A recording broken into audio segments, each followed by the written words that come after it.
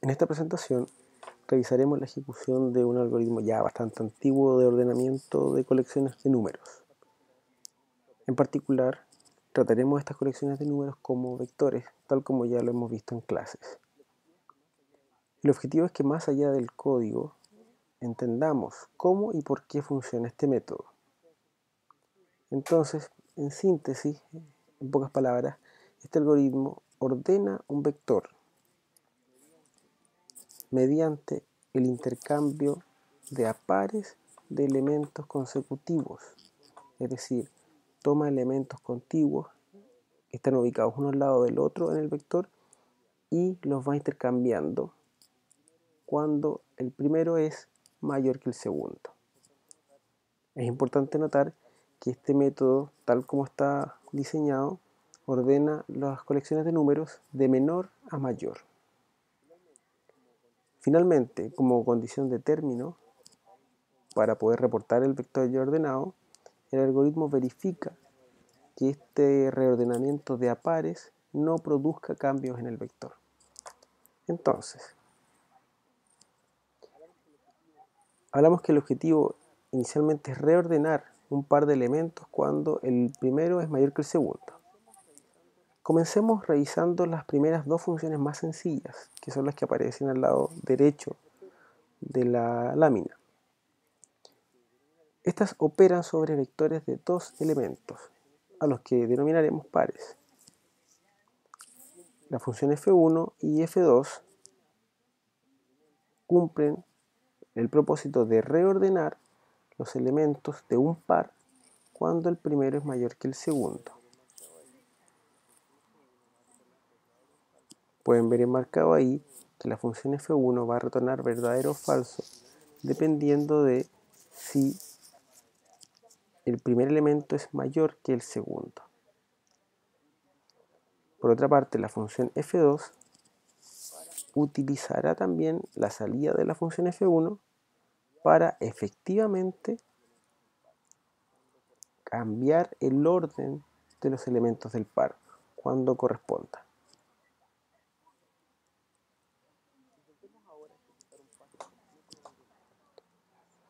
Intentemos ahora ejecutar un paso completo del algoritmo.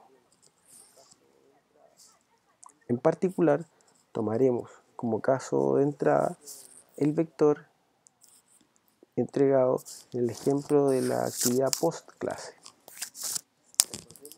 Consideremos aquí el vector mostrado. Recordemos que las funciones f1 y f2 que ya revisamos operan sobre pares de elementos. Entonces, la función f3 recorrerá una sola vez el vector entregado inicialmente. Luego, seleccionará cada par de elementos consecutivos y aplicará la función f2.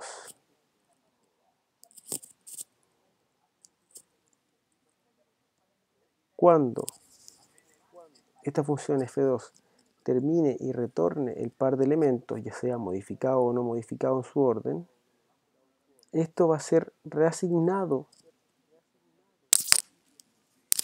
a la rebanada del vector que corresponde a este par de elementos consecutivos, tal como se encierra en el círculo azul.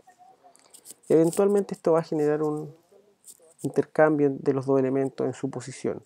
Puede que no.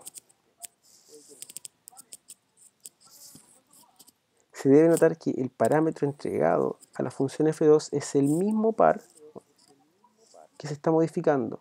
Este par es una rebanada de dos elementos del vector parámetro entregado a f3.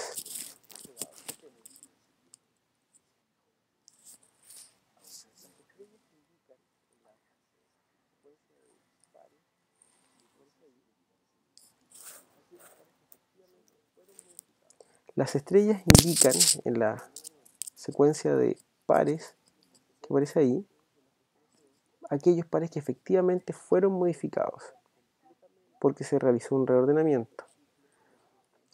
Esta secuencia de ejecuciones de la función f2 se obtiene luego de ejecutar completamente el ciclo de la función f3. Finalmente, el vector resultante al terminar ya la ejecución de la función f3 es el que aparece al final.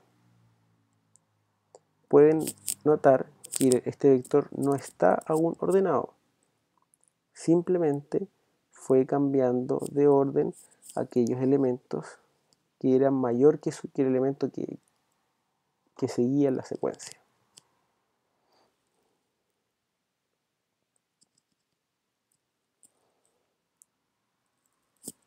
Revisemos ahora la función f4. La función f4 es el método principal de todo nuestro algoritmo. Es la función que controla de hecho la cantidad de pasos que se van a realizar.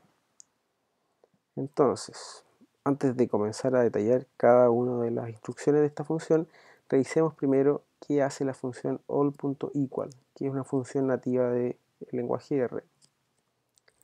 Esta función genera un valor true únicamente si ambos vectores entregados como parámetro son idénticos.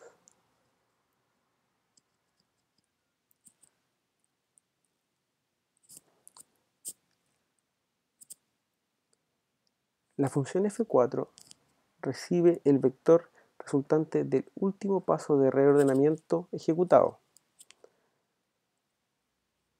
que es lo que vemos enmarcado ahí. La primera instrucción de esta función obliga a la ejecución de al menos un paso del algoritmo para reordenar sus elementos. Este paso corresponde a lo que revisamos en la lámina anterior en la función f3.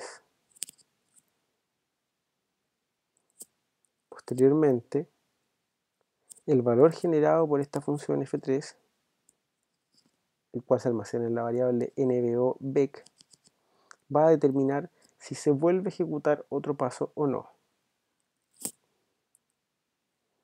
En caso de obtenerse un vector idéntico al generado en el paso anterior, el algoritmo termina y entrega el vector ordenado. Es este el propósito del uso de la función all.equal. Verificar simplemente si el vector entregado como parámetro de la función f4 es idéntico al vector retornado por la función f3 en el primer paso de la función. Si estos vectores son idénticos, quiere decir que ya no es posible ordenar más el vector, lo que implica que el vector está ordenado.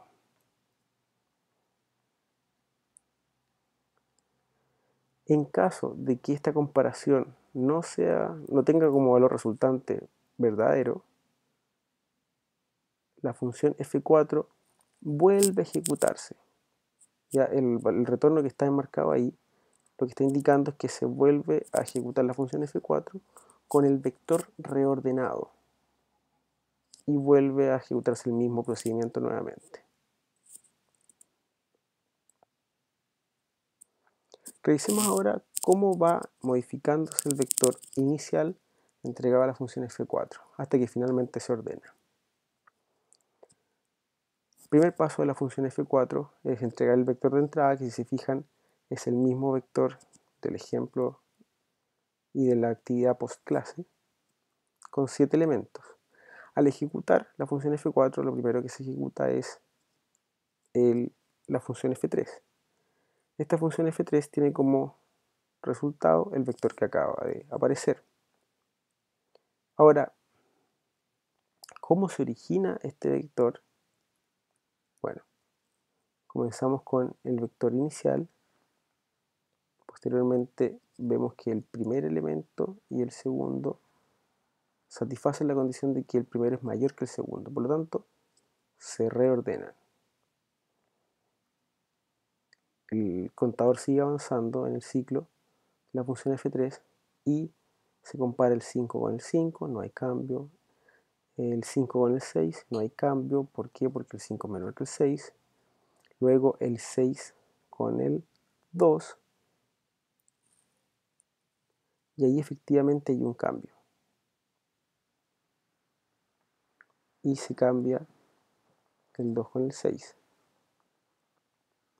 Posteriormente se compara el 6 con el 1 y nuevamente existe un cambio.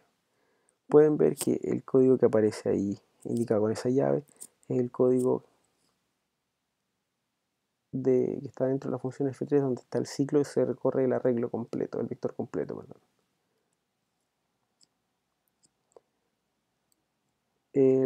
La versión del vector resultante que termina de la ejecución de la función f3 es entonces lo que apunta a la flecha roja, que está punteada y que está etiquetada como paso 1, resultado f3.